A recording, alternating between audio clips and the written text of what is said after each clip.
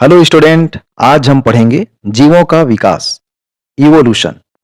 तो पृथ्वी पर हजारों लाखों की संख्या में जीवों की प्रजातियां पाई जाती है, जिन्हें आप सभी जानते हैं। तो कई ऐसे प्रजाति हैं जिन्हें आप सभी देख चुके हैं और कुछ के बारे में सिर्फ हमने सुना है, और कुछ ऐसे भी हैं जो विलुप्त हो गए हैं। तो अवशेष या जीवाश्म से ही उनके होने की पुष्टि होती है। इन्हीं में से एक है डायनासोर। डायनासोर का नाम आप सभी ने सुना होगा। पूरे विश्व में ही नहीं, हमारे देश में भी कई जगह है जहां इनके अवशेष समय समय पर मिलते रहे हैं। जैसे जबलपुर के पास लमेटा घाट, नर्मदा घाटी में कई जगह इनका प्राकृतिक आवास रहा है। हमें पृथ्वी पर अलग अलग जगह इनके अवशेष मिले हैं। तो पता चल रहा है कि विविध प्रकार के थे और पृथ्वी पर लगभग 2000 लाख से 600 लाख वर्ष पूर्व इन्हीं जानवरों का राज था। और कई छोटे छोटे डायनासोर भी थे, 5 सेंटीमीटर से लेकर के विशालकाय 40 मीटर तक का जो डायनासोर जो है। और कुछ तो मांसाहारी थे और कुछ शाकाहारी भी पाए जाते थे। उसी के समय एक गिंको नामक वृक्ष भी पाया जाता था। कहा जाता है ये गिंको वृक्ष जो है ना, वो उसी समय का वृक्ष है जो डायनासोर के युग का ही वृक्ष है। और हिरोशिमा में एटम बम से जब सब चीज ध्वस्त हो गया था, जिस समय विश्व युद्ध चल रहा था, उस समय पनपने वाला पहला सजीव यही था, ऐसा माना जाता है। तो डायनासोर का खत्म होते होते विशालकाय हाथी जैसे स्तनधारी और अन्य जीवों की संख्या बढ़ने लगी। वर्तमान में आप सभी जानते हैं कि डायनासोर जो है, मान के चले, पूरा खत्म ही हो गया है और आप सिर्फ उनके अवशेष ही देख पाएंगे। जीवों के विकास में आवास और उसका प्रभाव। तो हमने देखा है कई जीव का जो है आवास, रहने की जगह को ही क्या कहा जाता है? आवास, है ना। और वहीं जो है वो जीव सभी मिलते हैं हमें। तो मनुष्य का जैसे जैसे विकास होते गया, है ना, वैसे वैसे जो है उनके रहने का आवास जो है, पहले मनुष्य जंगलों में रहते थे, उसके बाद एक नगर गांव में रहना आरंभ किए और धीरे धीरे अपना समूह बढ़ाते गए। और आज जब जनसंख्या बढ़ने लगी है तो वो फिर से जंगल को साफ करके अपने रहने के लिए आवास बढ़ा रहे हैं। अब दो ग्राफ आप देखेंगे जिसमें खाद्य आपूर्ति के लिए है और दूसरा अनियंत्रित जनसंख्या के लिए।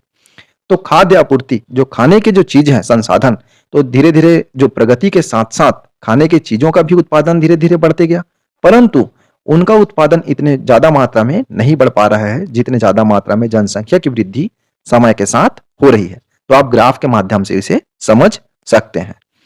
बीगल का सफर और डार्विन का अनुभव। तो आइए देखते हैं। डार्विन ने एक वैज्ञानिक थे और वो बीगल का सफर, बीगल जो है एक समुद्री जहाज था, उसी जहाज पर उन्होंने अलग अलग देशों में विश्व भर की कई जगह जाकर के उन्होंने यात्राएं की। तो वो जो है प्रशांत महासागर से होते हुए वो जो है ऑस्ट्रेलिया पहुंचे और ऑस्ट्रेलिया के बाद वो पहुंचे अफ्रीका, और अफ्रीका से होने के बाद वो जो है दक्षिण अमेरिका पहुंचे, दक्षिण अमेरिका के बाद यूरोप, और यूरोप से होते हुए इक्वाडोर और गलपगोस द्वीप समूह पहुंचे। तो गलपगोस द्वीप समूह में उन्होंने बहुत से ऐसे चीजों के बारे में बताया है जिसे वो डार्विन ने अपने अवलोकन में लिखा हुआ है। तो डार्विन ने जब अपना अवलोकन के बारे में लिखा है, उसे उन्होंने बताया कि सफर के दौरान बहुत से समुद्र के पानी के नमूनों का अध्ययन किया और अध्ययन करके वो जो कई जगह वो चकित भी रह गए। यहाँ पर उन्हें खाने व खाए जाने की अद्भुत खाद्य श्रृंखला नजर आई। ऐसे ही उन्हें दक्षिण अमेरिका के जंगलों व पहाड़ों पर तरह तरह के जीवों के बीच दिखाई दिया। खाद्य श्रृंखला अलग अलग जीवों के बीच उनको दिखाई दिया। उनके मन में आता रहा, हर तरफ संघर्ष है, मरो या मारो, और जो बच सकता है वही बच रहा है। यही उनके मन में आते गया। तो शायद भौगोलिक जरूरत के अनुसार जो ढल गया वही जीव बच जाता है। मतलब जिनके शरीर में, बनावट में और वातावरण के हिसाब से जो अपने आप को ढाल लिया, वही जीव जो है बचा रहा, और जो अपने आप को नहीं ढाल पाया वो समय के साथ समाप्त हो गए। उष्ण कटिबंधीय जंगलों के कई विविध प्रकार के प्राणियों और उनके आवास का अवलोकन डार्विन ने पहली बार किया था। दक्षिण अमेरिकी पहाड़ों के ऊपर उन्हें ऐसे चट्टानें मिली जिनमें समुद्री जीवों के जीवाश्म मिले। साथ ही उन्हें एक ऐसे भूकंप का अनुभव हुआ जिससे समुद्र की सतह लगभग 3 मीटर तक ऊंची हो गई थी। इस प्रकार अवलोकन में यह दर्शा रहा था कि समय के साथ महाद्वीप और महासागर में व्यापक रूप से बदलाव आ सकता है। रेतीले समुद्री किनारों के स्थान पर ऊंचे चट्टानों से घिरे समुद्री किनारों के अवलोकन से डार्विन यह अनुमान लगा पाए कि निरंतर चलने वाली प्रक्रिया से भी पृथ्वी की सतह पर परिवर्तन आ सकता है। तो धीरे-धीरे जो है कई प्रकार के परिवर्तन आ रहे हैं और उन्होंने बताया विशालकाय विलुप्त स्तनधारी सरीसृप इत्यादि के जीवाश्मों से उन्हें पता चला कि पूर्व के जीवों और वर्तमान के जीवों में भिन्नताओं के साथ-साथ समानताएं भी है। अर्थात पृथ्वी के सतह पर परिवर्तन के साथ-साथ जीवों में भी परिवर्तन आया है। और गलापागोस द्वीप समूह में जब डार्विन पहुंचे तो उन्हें कई प्रकार के जीवों के बारे में उन्होंने देखा। तो कई प्रकार के जीव, तो एक तो उन्होंने देखा गोहेटा, जो एक आज के ज़माने का जो आप देखते हैं गिरगिट, उसी के जैसे एक जानवर जो है उसके बारे में देखा। दूसरा जो 60 से 100 सेंटीमीटर था। दूसरा हंस जैसा बबू नामक पक्षी के बारे में उन्हें दिखा। फिर कैक्टस जो 600 से 700 सेंटीमीटर लंबाई था, जो आज के ज़माने का कैक्टस है ना उसी के समान। फिंच नामक पक्षी जो गौरैया पक्षी है आज वर्तमान में, उसी के जैसे एक पक्षी फिंच नामक पक्षी के बारे में देखा। और कछुआ के बारे में भी देखा उन्होंने। और उस समय बताया गया कि एक प्राचीन वर्मी मतलब आज के समय का जो आप देखते हैं ना चूहा, तो चूहे के समान ही बड़ा सा जो जीव उस समय रहता था, जिसको उसने वर्मी नाम दिया था, जिसको आर्मडिल्लो भी कहा जाता था। तो वो उनका जो जीवाश्म था वो ऐसा दर्शा रहा था जैसे आज के समय का जो चूहा होता है उसी के जैसे उसका शरीर का रचना था।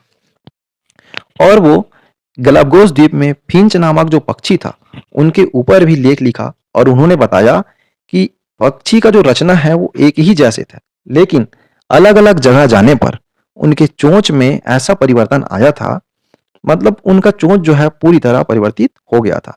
तो अलग-अलग द्वीप में जो है वो पक्षी चले गए अपना भोजन की तलाश में, या भोजन की अधिकता जहाँ जैसी थी। जैसे कीड़े खाने वाले जो फिंच पक्षी थे, उनके चोंच जो है वो लंबे और नरम थे। उसी प्रकार कैक्टस के फल व फूल खाने वाले जो फिंच पक्षी हैं, उनकी चोंच जो है उससे थोड़ी-सी छोटी थी। और कली और पत्ती खाने वाले जो फिंच नामक पक्षी थे, उनके चोंच जो है उससे भी छोटी थी। और बीज और खड़े फल खाने वाले जो पक्षी थे, उनकी चोंच छोटी और बहुत ज़्यादा मजबूत हो गई। तो पक्षी तो एक ही प्रकार के पक्षी थे, लेकिन भोजन के संसाधन की उपलब्धता के अनुसार उनके चोंचों में परिवर्तन आया समय के साथ। और ये परिवर्तन ही जो है उनको जीवित रहने के लिए क्या हुआ, उनको जीवन जो है प्रदान किया। अगर परिवर्तन नहीं आता तो शायद वो जो है जीवन अपना आगे नहीं चला पाते। आइए देखते हैं सजाती लक्षण। तो सजाती लक्षण कुछ पौधों में मैं आपको बताना चाहूंगा। जैसे आप देखे होंगे बेला वाले पौधे जिनमें प्रतान पाया जाता है, जो उन्हें आगे बढ़ने के लिए मदद करता है किसी ऊपर जगह में चढ़ने के लिए। तो आप लौकी के जो है बेला जो होगा उसमें देखे होंगे।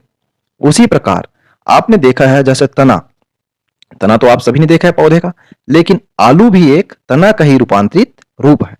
तो उनकी भी उत्पत्ति तना से ही हुई है, लेकिन आप देखे हो आलू किस प्रकार से होता है।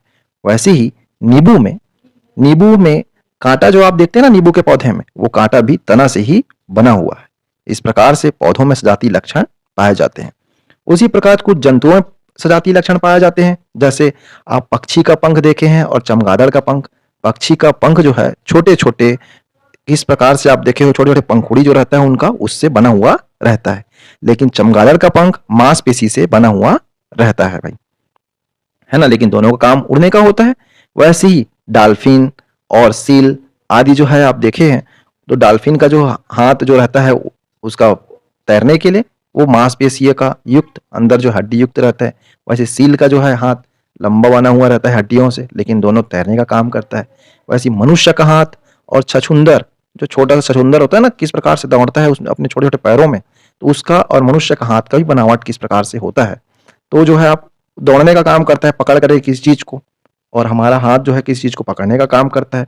तो इस प्रकार की रचना जो है पाई जाती है उसे हम सजाती लक्षण कहते हैं, या सजाती रचनाएं कहा जाता है। तो सजाती लक्षण किस प्रकार के होते हैं, तो सजाती लक्षण जिनकी उत्पत्ति एक जैसे ही हुआ रहता है, लेकिन कार्य जो है अलग अलग होता है। मतलब एक ही प्रकार के मांसपेशियों से उनका निर्मित हुआ रहेगा, लेकिन कार्य जो है अलग अलग होता है।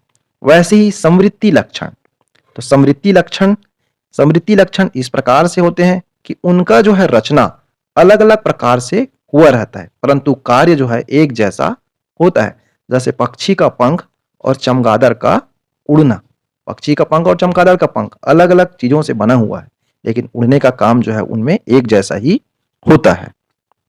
तो चयन और विकास में आप देखेंगे बीगल का सफर खत्म होने के बाद डार्विन इंग्लैंड लौटकर अपने अध्ययन का विवरण तैयार करने लगे। और चयन और विकास में आप देखेंगे कृत्रिम चयन और प्राकृतिक चयन, दो प्रकार का चयन जो है होता है। तो कृत्रिम रूप से चयन, जो इंसान जो चयन करता है ना, वो कृत्रिम चयन कहलाता है। तो आप देखते हैं पेड़ पौधे, मतलब छोटे आम का पेड़ आजकल जो है हाइब्रिड आप देख पाते हैं, है ना, छोटे छोटे पौधे में जो है फल लगना चालू हो जाता है। तो जो वैज्ञानिक लोग हैं इस प्रकार के चयन करके, चयन प्रक्रिया से हमको जो है ज़्यादा उत्पादकता वाली चीज़ें, ज़्यादा उत्पादकता वाली पौधे जो है बना करके दे रहे हैं। ये कृत्रिम चयन कहलाता है। और प्राकृतिक रूप से चयन किस प्रकार से होता है, उदाहरण से आप समझ पाएंगे। जैसे एक मूली का पौधा है, बहुत से मूली के पौधे रहेंगे और उस क्षेत्र में अगर मान लो बाढ़ आ जाता है, तो मूली के पौधे में कुछ मूली के पौधे जो है उखड़ करके बाढ़ के साथ बह जाएंगे। तो जिनके जड़ कम दूरी तक जाए रहेंगे ना, वो जो है आसानी से बाढ़ के साथ बह जाएंगे, और जिनके जड़ जो है जमीन में अंदर तक जाए हुए रहेंगे, वो जो है मूली का पौधा बच जाएगा। इस प्रकार से प्राकृतिक रूप से चयन में आप देख पा रहे हैं कि कैसे प्रकृति ने भी चयन करके जो उस स्थिति में अपने आप को जीवित रख पाया, सरवाइव कर पाया, वो जो है वर्तमान में और भविष्य में आगे जीवित रह सकता है। और जो प्रकृति के साथ अपने आप को नहीं ढाल पाया, वो एक समय के बाद, जिस प्रकार से डायनासोर लोग और अन्य जीवों ने नहीं ढाल पाया, वो समय के साथ समाप्त हो गए। विकास का सिद्धांत, विकास के सिद्धांत के हिसाब से उन्होंने देखा कि जीवों में विविधता पाई जाती है, जिसके कारण उनके जीने की क्षमता में भी थोड़े बहुत अंतर पाए जाते हैं। और समय के साथ साथ मतलब अलग अलग प्रजातियां जो है होती गई। तो बताया जाता है विकास में शुरुआत में जो है आप देखें एक कोशिकीय जीव से बहुकोशिकीय जीवों का किस प्रकार से निर्माण हुआ। और उन्होंने बताया एक शाखित पेड़ के माध्यम से, रचना से जो है उन्होंने डार्विन ने जगत मोनेरा, जगत प्रोटेस्टा, जगत पादप जगत के बारे में, जंतु जगत और फंजाई जगत को एक शाखित पेड़ के माध्यम से बताने की कोशिश उन्होंने की है। प्रजातिकरण, प्रजातिकरण क्या होता है? तो प्रजातिकरण में आप देखोगे जैसे अनुकूलन, तो समय के साथ किसी चीज में अनुकूलता पाया जाना, प्रकृति के साथ अपने आप को ढालना, यही कहलाता है अनुकूलन। जैसे फिंच नामक पक्षी ने किस प्रकार से भोज्य पदार्थ की उपलब्धता के अनुसार अपने चोंच में किस प्रकार से उनके बनावट में रचना में जो है वो अनुकूलता पाया गया और उनकी चोंच उस प्रकार से बन गई, यही कहलाता है अनुकूलन। तो कहा जाता है कुटुमसर जो गुफा है वहाँ जगदलपुर बस्तर में, कुटुमसर गुफा में एक अंधी मछली रहती है। तो वो मछली बाहर से आई हुई है, परंतु वहाँ धूप न जाने की वजह से, वहाँ प्रकाश न होने की वजह से वो जो है अपना देखने की क्षमता खो लिए हैं और उसी हिसाब से अपना जीवन यापन कर रहे हैं। तो ये जो है उनमें अनुकूलता पाया जाता है। और बताया जाता है प्रजातिकरण। तो प्रजातिकरण में आप देखोगे क्या होता है, तो डार्विन के समय ही प्रजाति जीव उस समूह को कहा जाता रहा है जो आपस में लैंगिक प्रजनन कर सके। लेकिन समय के साथ प्रजाति की इस परिभाषा को जैविक प्रजाति माना गया और डार्विन इस परिभाषा को लेकर चिंतित रहे, जो है उनको चिंता होने लगी, क्योंकि उन्हें कई ऐसे उदाहरण कछुआ, छिपकली आदि की प्रजाति में मिले जहां प्रजातियों में लैंगिक प्रजनन होने के बावजूद इतनी भिन्नता थी कि उन्हें एक नई प्रजाति मानना बेहतर होता। जैविक प्रजाति की परिभाषा यूं तो वर्गीकरण को व्यवस्थित करने में मददगार सिद्ध हुई, पर यह एक ऐसे जीवों की प्रजातियों के बारे में कुछ भी नहीं सिद्ध नहीं कर पाई इनकी पीढ़ी लैंगिक प्रजनन से नहीं बल्कि अलैंगिक प्रजनन से बढ़ती हो, जैसे जीवाणु, कुछ पौधे आदि।